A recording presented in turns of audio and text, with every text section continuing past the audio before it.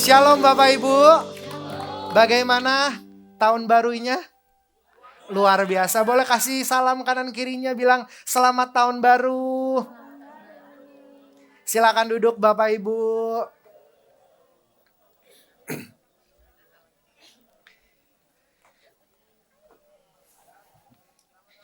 Oke. Selamat tahun baru Bapak Ibu. Coba dicek kanan kirinya ada wajah baru atau ada alis baru begitu ya.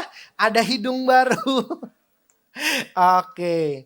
Sekali lagi saya mengucapkan Bapak Ibu yang mungkin dari Natal sudah pergi keluar kota, selamat Natal, selamat tahun baru Bapak Ibu ya.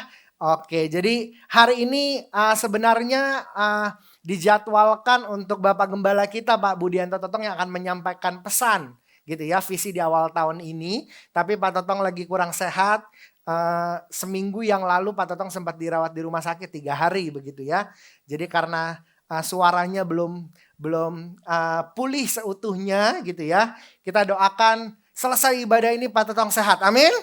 Jadi minggu depan kita akan bersama-sama dengan Pak Budianto Totong untuk mendengarkan pesan Tuhan secara spesifik lewat beliau begitu ya. Saya percaya hari ini juga Bapak Ibu excited untuk mendengarkan visi daripada Tuhan. Yang excited boleh katakan yes. Saya percaya minggu ini jadi satu minggu yang sangat penting karena ini adalah hari minggu pertama kita di tahun 2025. Betul ya Bapak Ibu ya. Dan minggu yang pertama ini sangat menentukan bagaimana cara kita masuk tahun 2025. Begitu ya. Bagaimana cara kita masuk dan mengawali tahun 2025 itu akan menentukan bagaimana kita mengakhiri tahun 2025. Yang setuju katakan amin. Kalau hari ini kita masuk dengan rasa bersyukur, kalau hari ini kita masuk dengan iman yang jelas, kita tahu kita punya pengharapan yang jelas, kita tahu kepada siapa kita harus bersandar, kita tahu kita harus tetap semangat karena ada pekerjaan Tuhan yang besar. Saya yakin kita jalani minggu demi minggu, bulan demi bulan dengan semangat yang sama juga. Tapi kalau kita awali minggu yang pertama ini dengan kesedihan, kekhawatiran, ketakutan, sepanjang tahun ini pasti akan rasanya itu juga. Jadi hari ini kita harus pastikan di minggu ini kita terima visi daripada Tuhan yang jelas bahwa tahun 2025 Tuhan akan bersama-sama dengan kita. Yang mengerti katakan amin. Di tahun 2025 ini slide-nya boleh ditampilkan visi gereja kita Bapak Ibu ya. Terutama visi dari GBI Jalan Jenderal Gatot Subroto. Tahun 2025, tahun penuaian, the year of harvest. Sama-sama katakan tahun penuaian. Waktu saya pertama kali mendengar bahwa tahun ini adalah tahun penuaian, langsung saya aminkan. Bapak Ibu aminkan? Kita harus mengaminkan dan mengimankan bahwa tahun 2025 akan terjadi penuaian dalam seluruh aspek kehidupan kita. Amin. Saya percaya tahun penuaian yang Tuhan janjikan, the year of harvest di tahun ini itu akan tergenapi bagi setiap orang yang masih dalam lindungan dan lingkupan Tuhan. Betul dong? Kalau yang tidak melakukan apa yang Tuhan minta, yang tidak melakukan firman Tuhan, saya percaya visi ini cuma jadi sebagai slogan. Bukan sebagai iman kita. Kalau hari ini kita yakin bahwa kita masuk tahun ini adalah tahun penuaian, the year of harvest, kita harus sama-sama mengimankan dan menjalankan apa yang menjadi bagian dalam kehidupan kita. Ayat emas dari tahun ini adalah Ulangan 11 ayat 13 sampai 14. Saya mau bacakan, Bapak Ibu perhatikan. Karena ini adalah ayat emas kita selama 1 tahun ini begitu ya. Jika kamu dengan sungguh-sungguh. Sama-sama katakan sungguh-sungguh. Jadi yang gak sungguh-sungguh berarti gak ikutan. Setuju gak Bapak Ibu? Bener loh. Jadi kalau yang setengah-setengah hati. Kalau yang gak menjalankan dengan sungguh-sungguh berarti udah gak ikutan punya. Kalau kita dengan sungguh-sungguh mendengarkan perintah yang kusampaikan kepadamu hari ini, sehingga kamu mengasihi Tuhan. Sama-sama katakan mengasihi Tuhan. Mengasihi Tuhan Allahmu dan beribadah kepadanya dengan segenap hatimu dan dengan segenap jiwamu. maka. Setuju nggak? Berarti yang tadi adalah sebuah syarat. Jadi syarat dan ketentuan berlaku. Yang mau mengalami tahun penuaian harus mendengarkan perintah Tuhan sungguh-sungguh, mengasihi Tuhan, betul Bapak Ibu, beribadah kepadanya dengan segenap hati dan segenap jiwa. Baru maka ia, Tuhan, akan memberikan hujan untuk tanahmu pada masanya. Hujan awal dan hujan akhir sehingga engkau dapat mengumpulkan gandummu, anggurmu, dan sama-sama katakan amin. Saya percaya tahun ini adalah tahun penuaian. Dan ayat berikutnya begitu ya, di dalam Yohanes 4 ayat 35 dikatakan begini, ini ayat emas yang kedua. Bukankah kamu mengatakan 4 bulan lagi tibalah musim menuai, tetapi aku berkata kepadamu, lihatlah sekelilingmu dan pandanglah ladang-ladang yang sudah menguning dan matang untuk dituai. Satu konsep, saya percaya nanti Bapak Ibu akan ada banyak mendengar penjelasan dari gembala sidang kita. Waktu ibadah awal tahun kita sudah dengar ya Bapak Ibu ya. Penjelasan lebih lengkap tentang bagaimana tahun penuaian ini. Tapi satu hal yang saya mau kasih tahu Bapak Ibu. Tidak ada tuaian tanpa taburan. Setuju nggak Bapak Ibu? Saya percaya di tahun 2025 ini kita akan menuai apa yang sudah kita tabur dari tahun 2024. Kalau selama tahun 2024 Bapak Ibu sungguh-sungguh berharap sama Tuhan, melakukan apa yang berkenan dan baik di hadapan Tuhan, selalu berusaha untuk hidup sempurna di hadapan Tuhan, Bapak Ibu lakukan yang terbaik engkau yang bisa lakukan, percayalah tahun 2025 akan ada banyak berkat, berkas-berkasnya, tuaian itu sudah menguning dan kita akan tuai. Tapi permasalahannya, kalau apa kita nggak pernah menabur, kita nggak pernah menabur kebaikan untuk keluarga kita nggak pernah tabur sesuatu yang baik untuk orang lain, kita nggak pernah tabur yang baik untuk diri kita sendiri, artinya nggak bakal ada tuaian. Setuju nggak Bapak Ibu? Jadi berkat ini ya dan amin dan sangat jelas kita harus menabur maka kita akan menuai. Konsepnya begitu. Jadi saya mau kasih tahu berbahagialah setiap kita yang tahun 2024 sudah banyak menabur karena tahun ini kita akan menuai. Yang belum nabur belum terlambat, taburlah sekarang. Tabur itu bukan cuma bicara tentang persembahan dan perpuluhanmu, enggak ya Bapak Ibu ya. Apa yang kita tabur selama ini? Kalau selama ini kita berdoa, kita berlutut, kita berdoa buat banyak jiwa-jiwa mungkin keluarga besar kita, saya percaya tahun ini kita akan menuai. Kalau selama ini kita berdoa buat anak kita berdoa mati-matian biar anak kita dalam lindungan Tuhan, dalam perlindungan Tuhan. Saya percaya tahun ini Tuhan akan berkati. Ya enggak? Kalau selama ini kita berdoa mati-matian, kita lakukan yang terbaik, bayar pajak dengan taat, kita lakukan bagian kita untuk pekerjaan usaha kita, saya percaya tahun ini kita akan menuai. Apa yang enggak pernah kita pikirkan dengan mata kita, dengan pikiran kita, apa yang gak pernah kita lihat dengan mata kita, Tuhan sediakan semuanya. Itu adalah tahun penuaian. Seberapa banyak Bapak Ibu yang mau menuai, katakan yes. Harusnya kalau mau menuai itu excited begitu ya. Jangan sampai Bapak Ibu gak excited karena Bapak Ibu gak sadar. Saya udah nabur apa enggak gitu ya. Nah kalau yang gak nabur gak akan menuai, percayalah. Tapi kalau selama ini kita lakukan yang kita kerjakan, saya percaya tahun ini akan banyak penuaian. Saya mau lihat nanti di akhir tahun, mungkin di acara Natal kita ada banyak kesaksian berkat Tuhan. Ada banyak jiwa-jiwa diselamatkan. Tahun penuaian ini bukan cuma bicara tentang penuaian jiwa Bapak Ibu. Penuaian jiwa sudah pasti terjadi, amin. Tapi yang lebih penting, yang bisa kita rasakan dan implikasi dalam kehidupan kita, akan ada banyak tuaian dalam keluargamu, dalam pekerjaanmu, dalam sekolah studi keluarga kita, anak-anak kita. Saya akan lihat dan saya mau dengar bahwa nanti akhir Desember, Bapak Ibu bahkan nanti di pertengahan tahun udah banyak yang menuai. Ada banyak kesaksian-kesaksian bahwa visi Tuhan yang Tuhan sampaikan lewat gembala sidang kita ini, kita aminkan dan terjadi dalam kehidupan kita. Yang mengerti katakan amin. Dan waktu saya mempersiapkan apa yang saya mau bagikan di awal tahun ini Bapak Ibu ya. Saya selalu ingat beberapa waktu yang lalu gitu ya, sekitar 1 bulan yang lalu. Saya ingat di suatu sore begitu ya. Saya punya handphone itu 1 Bapak Ibu ya. Jadi handphone saya cuma 1, saya nggak suka pakai handphone banyak begitu ya. Jadi suatu sore itu tiba-tiba karena handphonenya udah cukup lama, tapi masih berfungsi dengan baik menurut saya. Jadi bagi saya tidak masalah begitu ya. Memorinya juga tidak terlalu besar begitu. Selama ini nggak masalah, saya pikir ya udah biasa aja begitu ya. Suatu sore tiba-tiba dia muncul notifikasi bahwa handphonenya penuh Bapak Ibu. Bisa mengerti ya? Memorinya penuh, full storage. Saya abaikan terus. Saya pikir dia masih hidup. Masih bisa dipakai telepon, masih bisa dipakai macam-macam, masih bisa. Jadi saya abaikan itu, berhari-hari muncul. Full storage, saya abaikan begitu ya.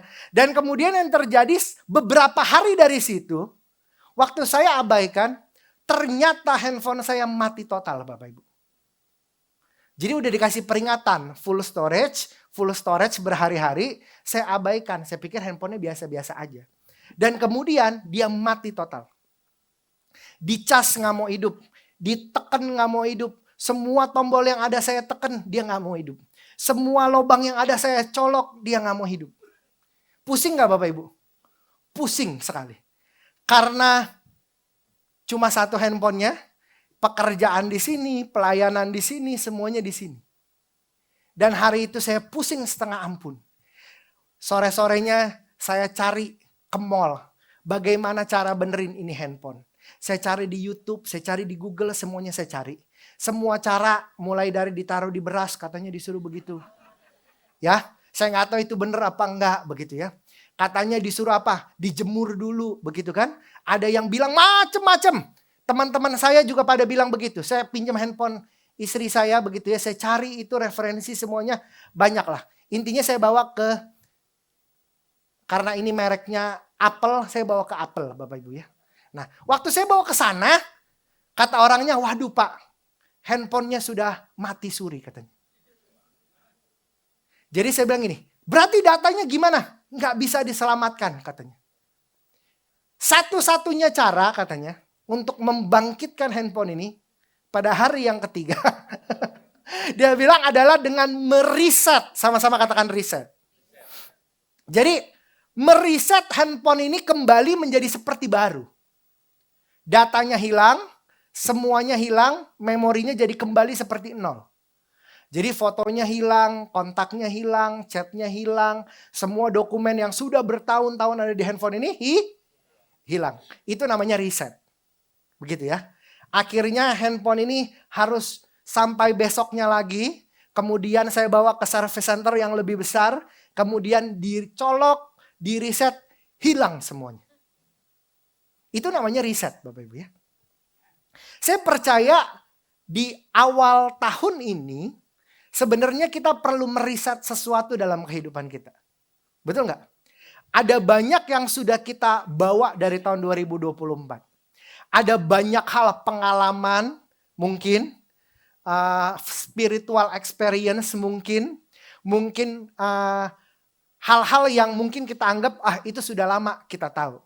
Nah hari ini saya mau mengajak Bapak Ibu mereset sesuatu dalam kehidupan kita. Karena ternyata setelah di-reset, handphonenya jauh lebih cepat.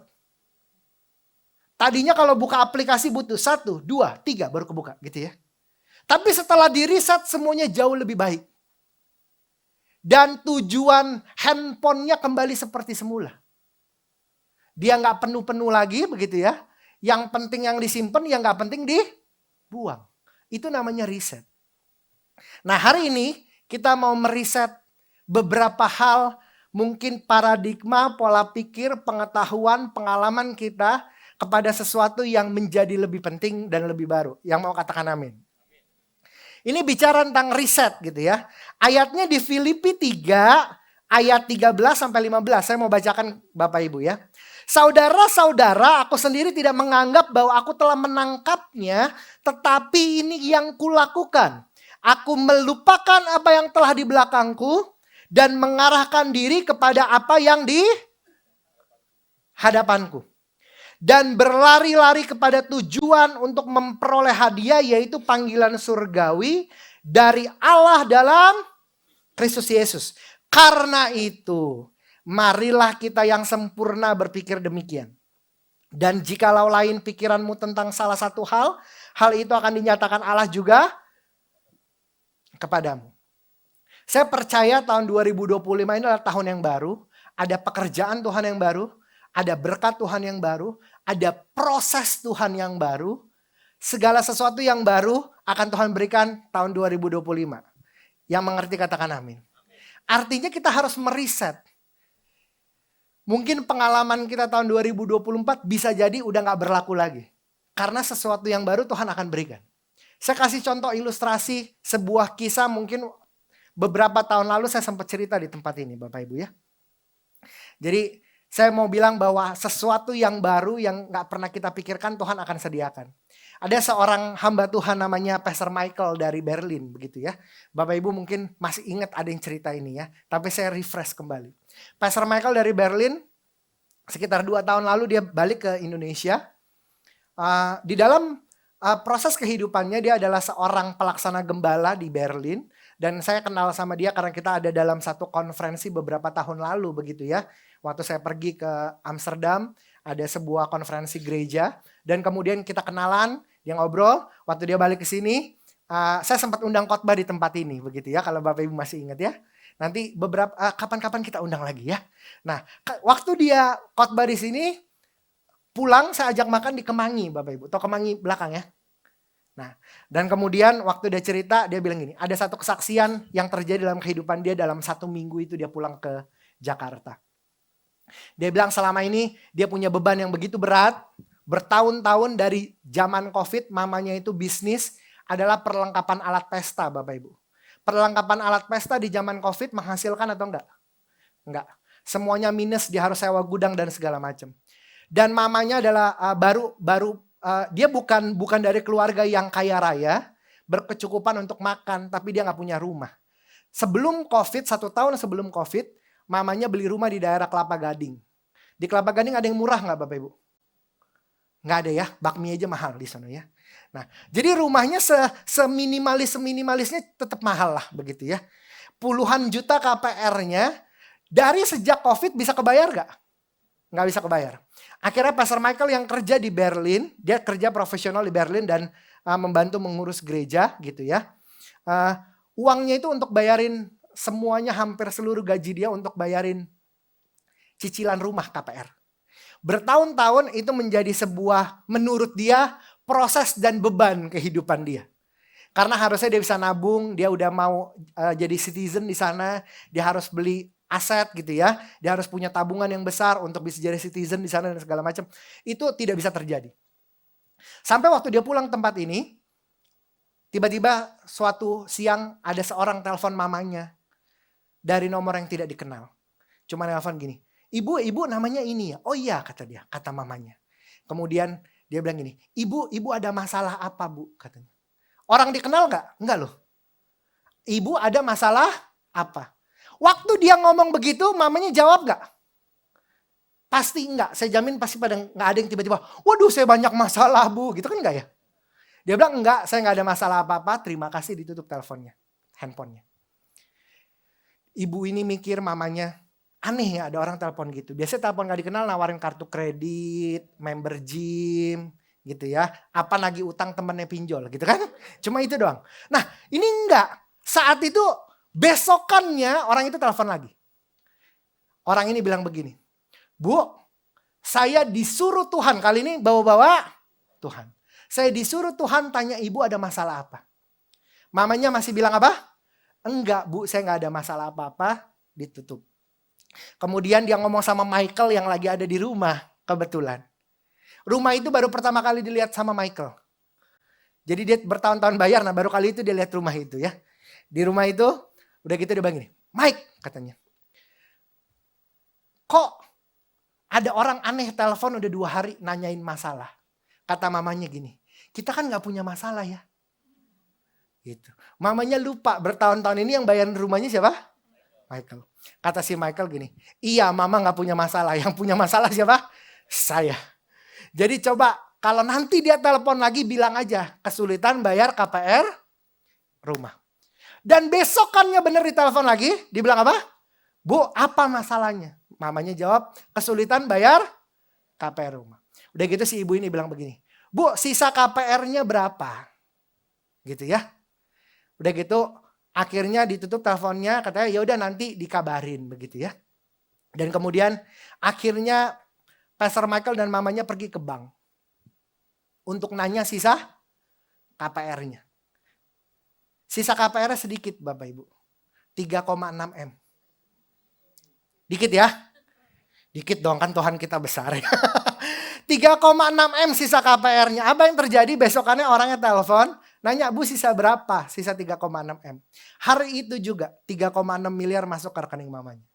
Dari orang yang gak pernah kenal, gak pernah ketemu, orang kaya sekaya apapun, gak mungkin ada yang gila transfer 3,6 M gak pakai ketemu. Setuju gak? Setujukah Bapak Ibu? Sesuatu yang baru akan ada banyak terjadi dalam kehidupan kita yang kau gak pernah pikir dan kau gak pernah kira-kira caranya gimana? Gak pernah. Itu yang namanya tahun penuaian yang supranatural. Amin. Artinya saya mau bilang sama Bapak Ibu, kita harus meriset kehidupan kita. Kita harus percaya sepenuhnya ada banyak cara Tuhan untuk memberikan kita tahun penuaian ini terjadi dalam kehidupan kita. Yang mengerti katakan amin. Mau dapat 3,6 M tiba-tiba? Prosesnya berapa tahun tapi? Ayo. Ya kan? Setuju gak Bapak Ibu? Karena apa yang sudah ditabur akan dituai. Yang mengerti katakan amin. Ntar saya transfer, kasih tahu rekening saya. Siapa tahu ada yang mau transfer 3,6 M ya. Nah, dan apa yang perlu kita riset? Beberapa hal, poin penting. Saya mau, saya berusaha 3 poin Bapak Ibu ya. Ntar kalau nggak sempat 2 poin aja. Tapi kalau waktunya masih sempat, saya mau kasih bagikan 3 hal. Yang pertama adalah visi. Sama-sama katakan visi. Kita harus yakin tujuan kita benar. Waktu mengawali tahun 2025. Kalau tujuan dan visi kita sudah salah, kita akan salah melangkah minggu demi minggu, bulan demi bulan, kita akan salah. Tujuannya harus jelas. Dibilang orang yang punya tujuan hidup itu akan lebih cepat mencapainya. Setuju Bapak Ibu? Visi itu membantu segala sesuatu yang tidak terlihat menjadi lebih jelas. Itu yang namanya visi. Kalau hari ini kau punya visi yang jelas, itu akan membantu setiap kita untuk berjalan bersama Tuhan menuju visi itu. Salah satunya kalau visi secara korporat adalah tahun ini tahun penuaian. Tapi berdoalah sama Tuhan, saya percaya Tuhan taruh spesifik visi apa yang Tuhan mau kerjakan dalam kehidupan pribadi, dalam keluarga, pekerjaan, usaha, pelayanan, Tuhan akan taruh secara spesifik. Itu gak bisa selesai hari ini. Pulang makanya harus saat teduh, baca Alkitab, mesbah keluarga, cari tahu maunya Tuhan. Yeremia 33 ayat 3 dibilang apa? Serulah kepadaku, maka aku akan menjawab engkau. Dan akan memberitahukan kepadamu hal-hal yang besar, yang tidak terduga, yang tidak kau ketahui. Ada banyak hal tahun ini yang kita gak ketahui, makanya tanya sama Tuhan. Coba disenggol kanan kirinya begini. Tahun 2025 jangan sok tahu lu gitu. Karena ada banyak hal yang kita gak ketahui akan terjadi tahun 2025 ini. Jangan sampai kita sok tahu Bapak Ibu. Tuhan udah bilang, tanya Tuhan. Tuhan akan jawab, Tuhan akan kasih tahu hal-hal yang besar yang menjadi visi dalam kehidupan kita. Ada seorang anak umur 14 tahun namanya John Goddard. John Goddard ini waktu umur 14 tahun, dia mendampingi neneknya, grandmanya yang sebelum meninggal. Dan dia sempat cerita, omanya bilang begini, John katanya, oma sedih katanya ya.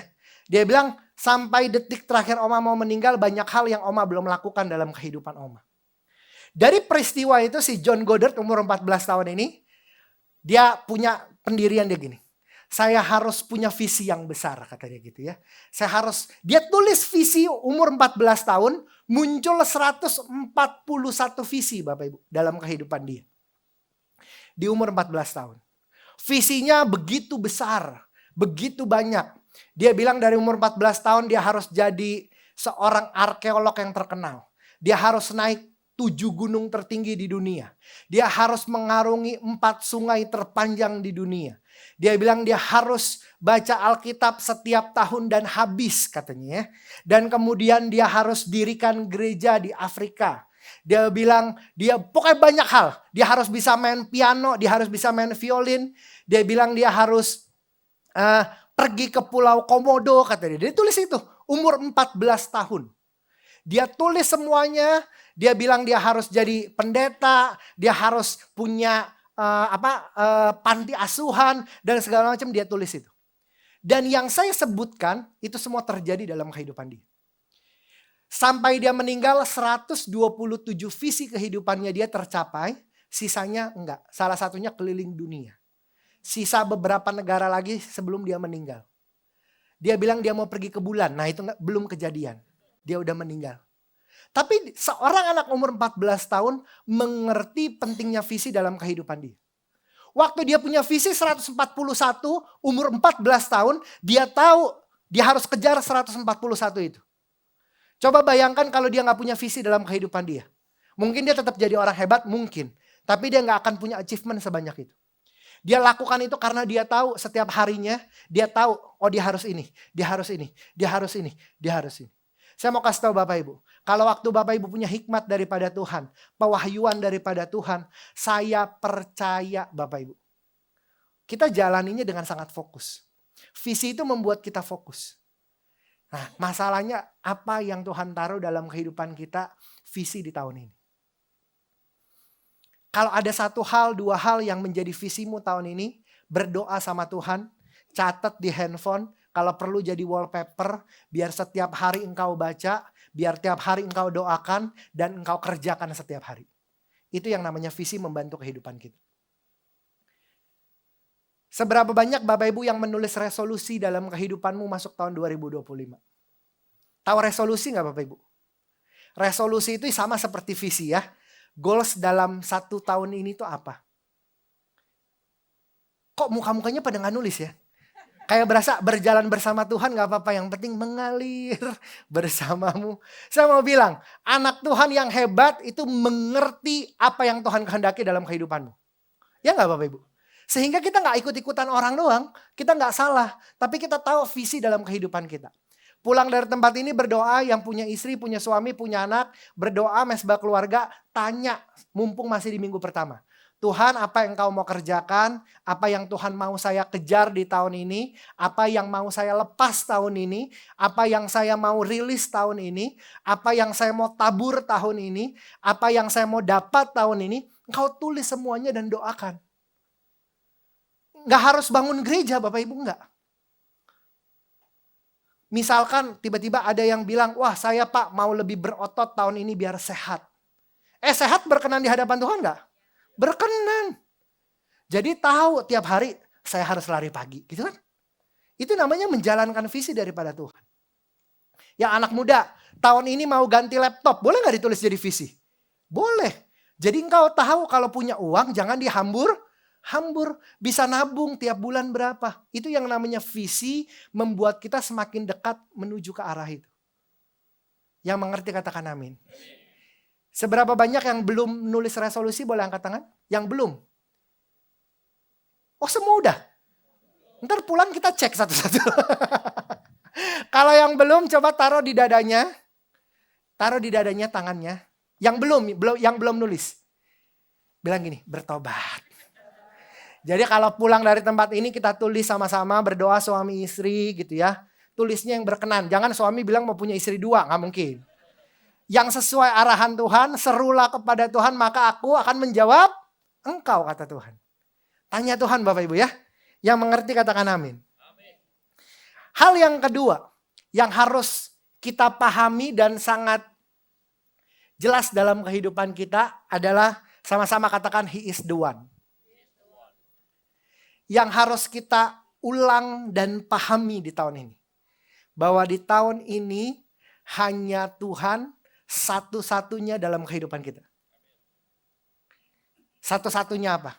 Satu-satunya yang bisa kita percaya, satu-satunya yang bisa kita andalkan, satu-satunya pengharapan kita. Nggak ada yang lain. Jangan pernah berpikir ada opsi lain. Jangan pernah berpikir ada alternatif lain. Karena di tahun 2025 ini, He is the one. Sama-sama katakan He is the one. Yesaya 40 ayat 31 berkata seperti ini. Tetapi orang-orang yang menanti-nantikan Tuhan mendapat kekuatan baru. Mereka seakan-akan terbang dengan sayap seperti Raja Wali. Mereka berlari dan tidak menjadi lelah. Mereka berjalan dan tidak menjadi lesu. Saya mau kasih tahu Bapak Ibu, kalau hari-hari ini kita menanti-nantikan Tuhan, membuat Tuhan menjadi prioritas pertama dalam kehidupan kita. Saya percaya tahun ini boleh mungkin orang bilang suram, mungkin boleh.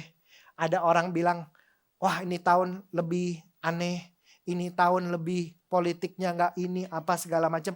Itu biarkan. Saya mau kasih tahu, kalau kita menanti-nantikan Tuhan, Tuhan akan bawa kita naik.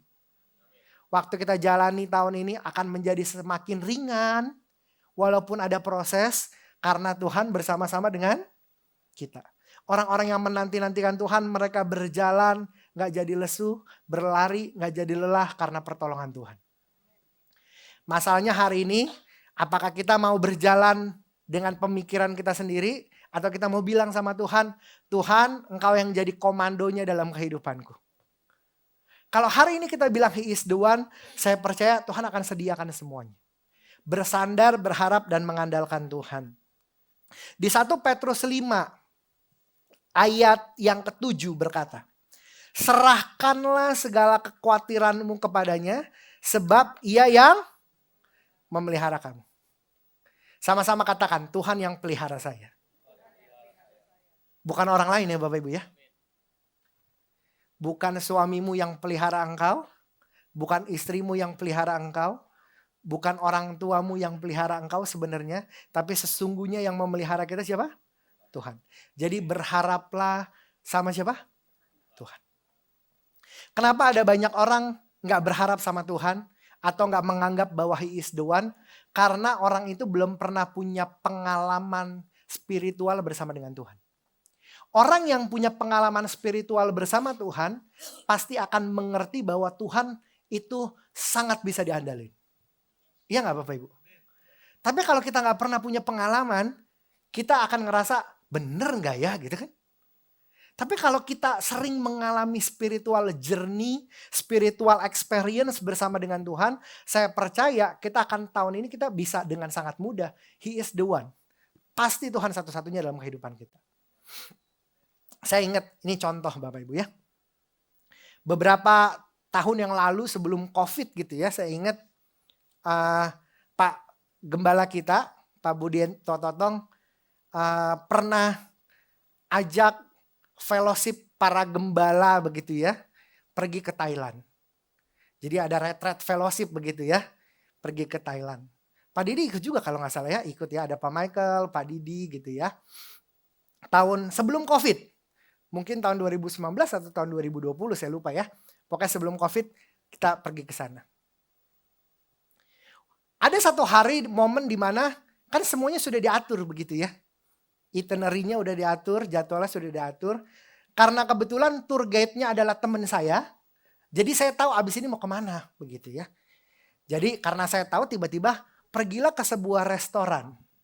Gitu ya. Restoran yang mewah. Dan pasti enak dari depannya.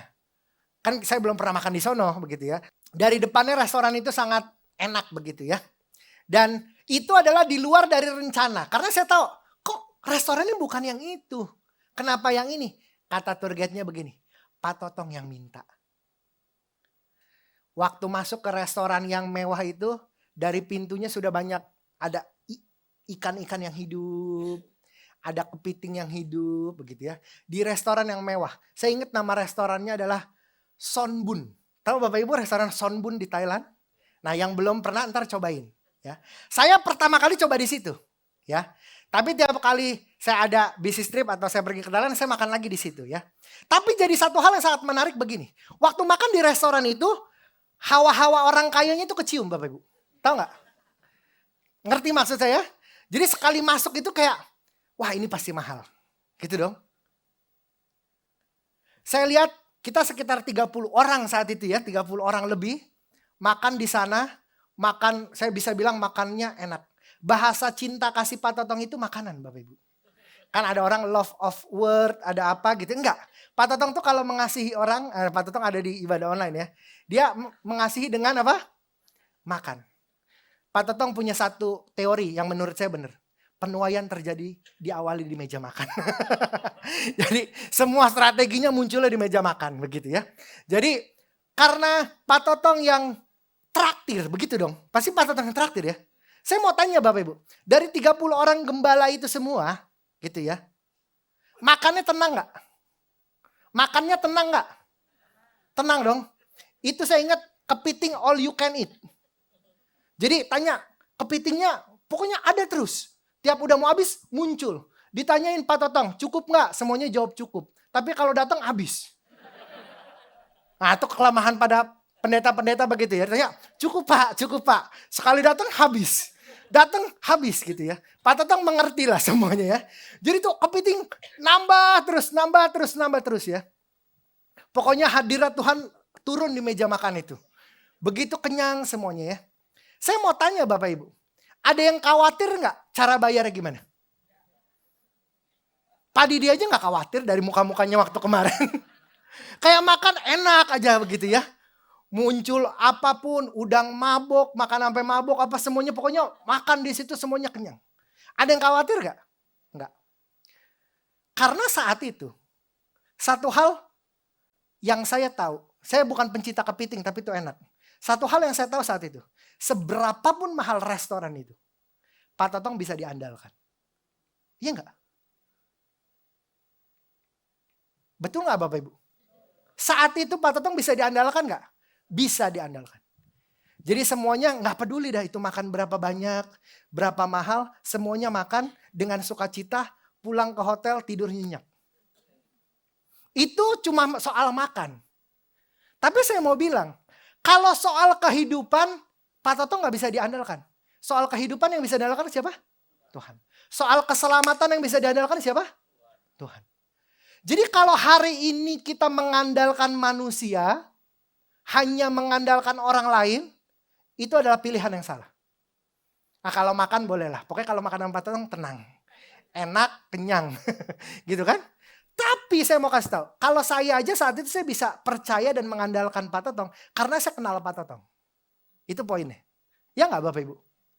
Saya tahu Pak Totong mampu bayarin saya makan. Saya tahu Pak Totong baik kepada saya. Saya tahu semua gembala, semuanya Pak Totong mengasihi para gembalanya. Pasti dibayarin makan. Ya nggak? Kalau saya nggak pernah merasakan kebaikan dan saya tidak mengenal Pak Totong, saya tidak akan mengandalkan Pak Totong saat itu. Iya enggak? Kuncinya di tahun ini, kalau Bapak Ibu mau mengalami tahun penuaian, engkau harus andalkan Tuhan. He is the one dalam kehidupan kita. Amin Bapak Ibu. Berkat Tuhan, penuaian, kesehatan, semua Tuhan sediakan asal kita mengandalkan Tuhan. Yang mengerti katakan amin. Saya boleh undang pemain keyboard dulu maju ke depan. Satu poin yang terakhir. Sebelum itu saya nulis Bapak Ibu ya. Saya ada tulis kata-kata awal tahun. Boleh ya saya bacain ya. Puitis sedikit boleh ya. Saya mau bacain ya sebelum masuk poin yang ketiga. Dikatakan seperti ini. Saya tulis agak panjang ya. Tahun 2024 adalah tahun yang penuh cerita. Proses hidup dan pergumulan tidak mengenal harta maupun kasta. Hal yang paling penting di tahun 2025 adalah cinta. Cinta dan kesetiaan kita kepada Tuhan Yesus Sang Pencipta. Tahun 2025 harus siap siaga. Jangan lupa kita hidup harus berjaga-jaga. Mari kita buat Sang Pencipta bangga, mulai menjadi berkat diawali dari keluarga. tahun 2025 yang terpenting adalah kualitas. Jangan hanya menjalankan hidup sebagai rutinitas. Harus masuk dan bertumbuh dalam komunitas. Jadilah pribadi yang memiliki integritas. Jadilah orang tua yang memiliki integritas. Jadilah anak yang memiliki integritas. Jadilah karyawan yang memiliki integritas. Jadilah pengusaha yang memiliki integritas. Mari dengan iman dan semangat kita jalani tahun 2025 dengan totalitas. Siap untuk alami kuasa Tuhan yang tak terbatas. Pikirkanlah perkara yang di atas. Penuaian akan terjadi tanpa batas. Tepuk tangan buat Tuhan. Amin Bapak Ibu. Jadi harus sama-sama punya kualitas hidup di tahun 2025. Yang terakhir adalah you are the one. Sama-sama katakan you are the one. Karena engkau berharga di mataku, mulia, dan aku ini mengasihi engkau. Aku memberikan orang-orangmu sebagai gantimu dan bangsa-bangsa sebagai tebusan bagimu. Sama-sama katakan kanan kiri, engkau berharga di hadapan Tuhan. Saya mau bilang tahun 2025 ini masih berlaku. Tuhan menganggap engkau sangat-sangat berharga. Amin. Kalau engkau pikir engkau adalah orang kedua, orang ketiga, orang keempat prioritasnya Tuhan, itu salah. Engkau adalah prioritasnya Tuhan di tahun ini. Tuhan akan bantu, Tuhan akan bela, Tuhan akan berikan berkatnya yang terbaik. Tentu bersama dengan prosesnya yang mendewasakan kita. Amin Bapak Ibu. Percaya bahwa Tuhan Yesus itu adalah you are the one. Saya mau ajak kita nonton satu tayangan video. Ini tayangan videonya agak lama ya Bapak Ibu ya, 7 menit. Tundukkan kepala. Tuhan Yesus berbicara lewat video ini, nyatakan kuasamu. Kami percaya Tuhan adalah Allah yang gak pernah meninggalkan kehidupan kami untuk masuk tahun 2025 ini. Berkati lewat video ini, biar engkau berbicara secara jelas ya Tuhan. Terima kasih ya Tuhan. Dalam satu nama yang hidup kami mau menyaksikan tayangan video.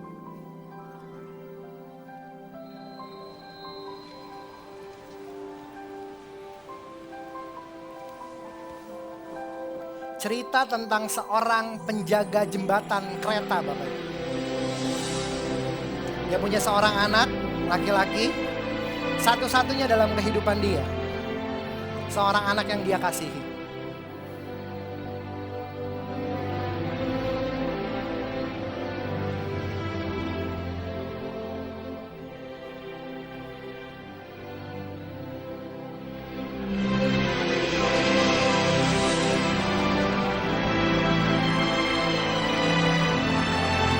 Tugasnya buka dan menutup jembatan kereta itu.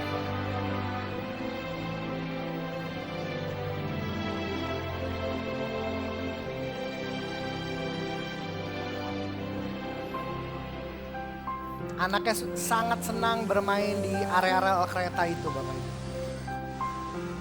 Ada banyak orang di dalam kereta itu setiap hari lewat.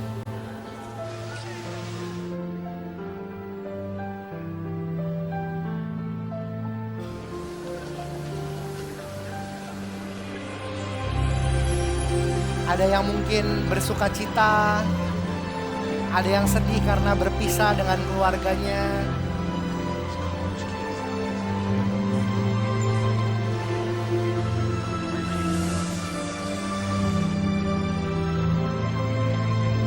Ada juga banyak orang yang dengan masalah ada di dalam kereta itu. Ada yang sedang kesepian. Ada yang sedang marah, emosi. Ada yang begitu egois, mementingkan dirinya sendiri. Ada yang sedang tersakiti.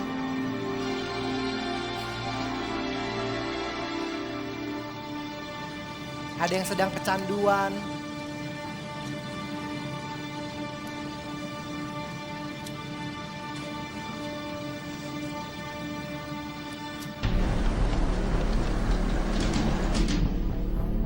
Ada terjadi sebuah kesalahan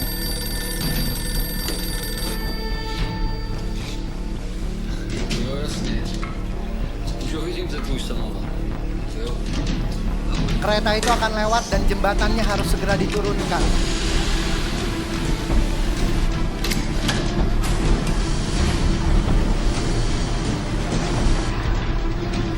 Di saat yang bersamaan ada sebuah kapal yang akan melintasi jembatan tersebut.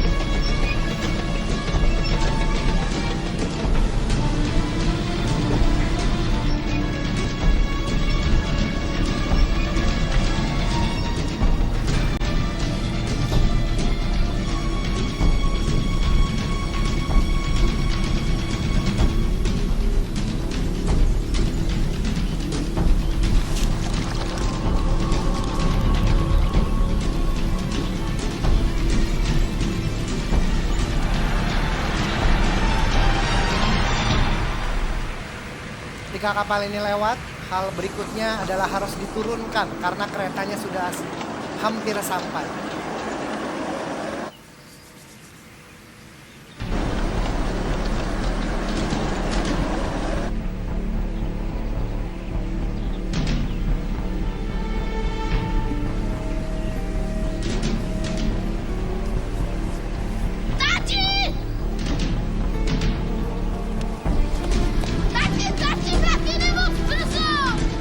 Anak ini memberitahu papanya bahwa kereta sudah mau datang.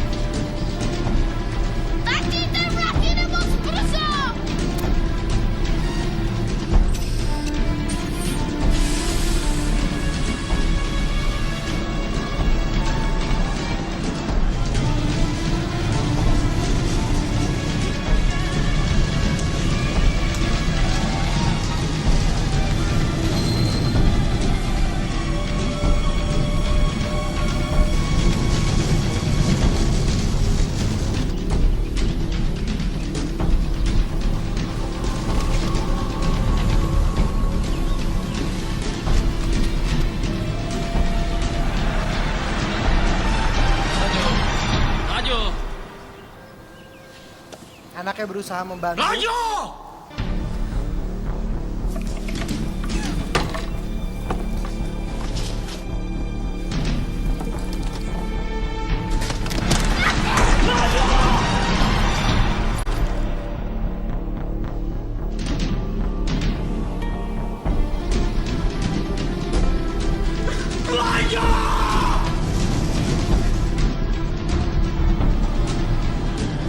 Dihadapkan dengan pilihan yang sulit.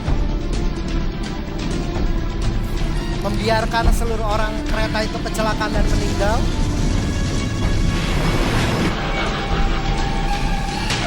atau mengorbankan anaknya.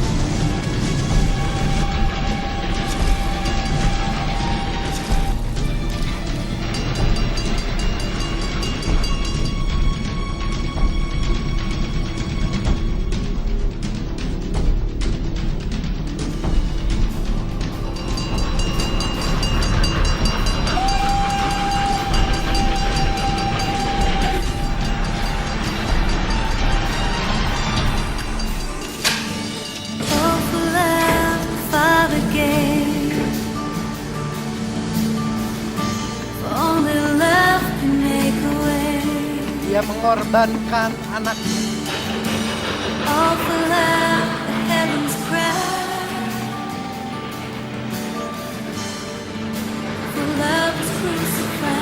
Demi seluruh orang yang di kereta tersebut selamat.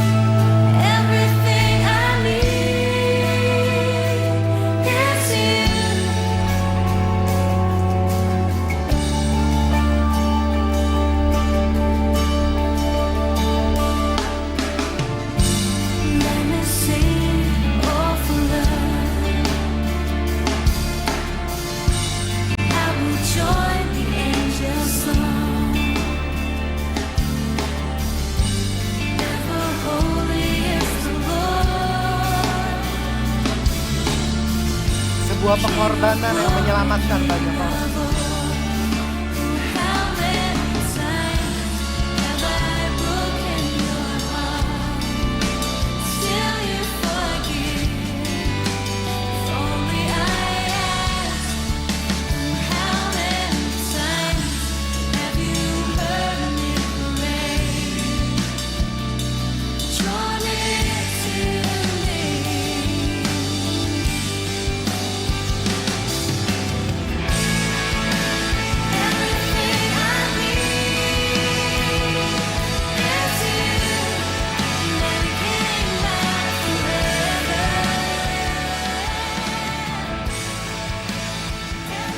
Ya, mari kita pejamkan mata kita tundukkan kepala kita Bapak Ibu.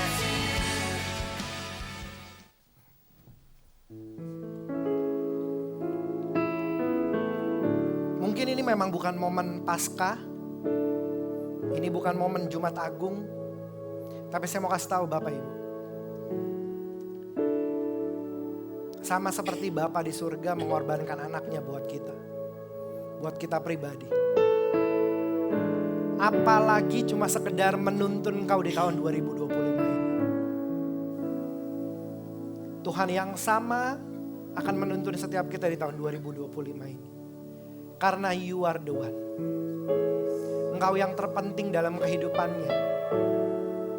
Lebih daripada apapun. Dia mengaruniakan anaknya yang tunggal buat setiap kita. Buat engkau, buat saya, buat keluargamu. Mungkin kita sama seperti orang yang ada di dalam kereta itu. Seharusnya gak layak untuk diselamatkan. Begitu banyak masalah, begitu banyak dosa. Tapi saya mau kasih tahu Tuhan tetap selamatkan kita. Bila ku buka mataku dan lihat wajah-Mu, Engkau Allah yang baik Tuhan. ku terkagum bila ku lihat hidupku dan karya tangan-Mu. Ku tersanjung karena semua yang baik dalam hidupku. Itulah karya-Mu. Kau beri kesempatan yang baru dan ku ingin mengenal-Mu, Tuhan, lebih dalam dari semua yang ku kenal. Tiada kasih yang melebihi-Mu. Ku ada untuk mencari banyak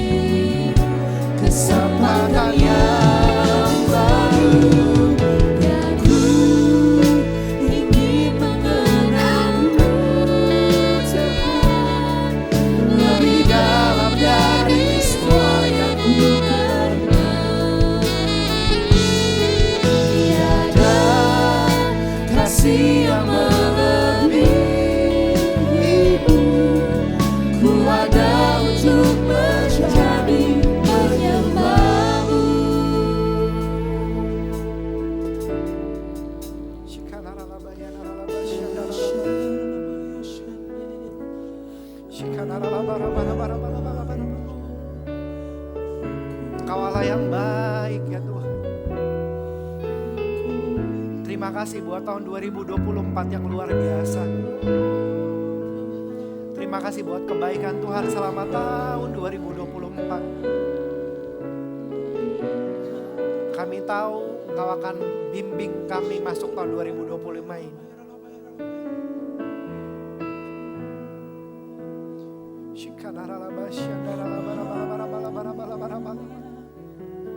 Yuk mari kita bangkit berdiri.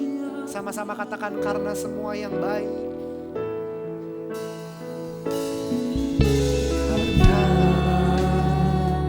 Semua yang baik dalam hidupku, itulah karyamu. Karena semua yang baik. Kesempatannya, Karena semua yang baik. Ya, semua yang baik dalam hidupku, ya Tuhan. itulah karyamu. Sekali lagi katakan karena semua yang baik. Karena semua yang baik dalam hidupku, itulah Ya, karyamu. Kau beri kesempatan mari dengan sungguh-sungguh. dan ku ingin mengenalmu lebih Ya dalam Tuhan. Tiada kasih yang melebihiku. Ku ada untuk mencari penyebabmu. Ku ada. Ku ada untuk mencari penyebabmu. Sekali lagi. Ku ada untuk mencari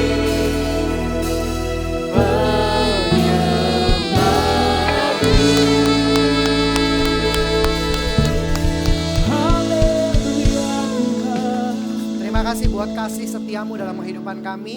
Kami percaya tahun 2025 kami akan menuai dalam pekerjaan, usaha, finansial kami. Kami akan menangkan keluarga besar kami. Kami akan lihat gereja ini penuh dengan jiwa-jiwa. Kami akan lihat ada banyak tuaian yang gak pernah kami lihat, tapi Tuhan sediakan dan Tuhan lakukan atas tempat ini, atas keluarga ini, atas kehidupan kami, atas pekerjaan, usaha kami, atas anak-anak kami, atas keluarga besar kami. Kami imani dan kami aminkan itu terjadi dalam nama Tuhan Yesus Kristus. Bekerjalah dan kami tidak sabar untuk menantikan pekerjaan Tuhan yang besar dalam kehidupan kami. Pakai kami, pegang tangan kami dan jangan pernah lepaskan kami. Dalam satu nama Allah yang hidup kami sudah berdoa dan kami mengucap syukur. Mari kita semua sama-sama katakan amin.